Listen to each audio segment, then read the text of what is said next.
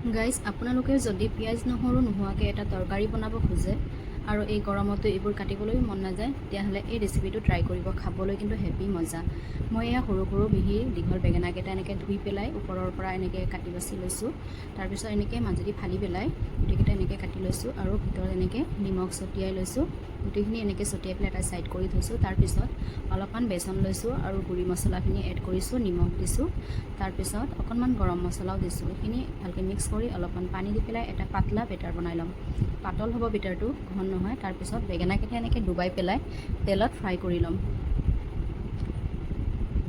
এয়া দেখিছে বেটাৰটো কেনেকৈ পাতল হৈছে বেচনৰ।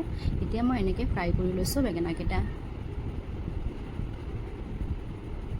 এনেকুৱা এটা তৰকাৰী হ'লে কিন্তু আৰু বেলেগ একো নালাগে।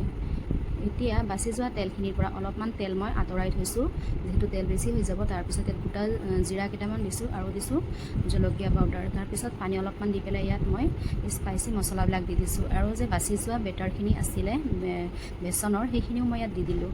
এয়া চাওক বেটাৰটো কিমান ঘন হৈ আহিছে। এতিয়া ইয়াতে মই বেঙেনাকেইটা দি দিছোঁ। মোৰ তৰকাৰী ৰেডি। চাওকচোন কিমান ধুনীয়া লাগিছে, লোভনীয়। ইয়াত কিন্তু পিঁয়াজ নহৰু একো ব্যৱহাৰ কৰা নাই। এতিয়া শেষত দিছোঁ মই নেমু অকণমান চেপি পেলাই আৰু দিছোঁ কষ্টুৰি মেথি। কষ্টুৰি মেথি অপশ্যনেল হয়, মোৰ ঘৰত আছিলে যিহেতু মই দি দিছোঁ। চাওকচোন কিমান ধুনীয়া কালাৰ আহিছে।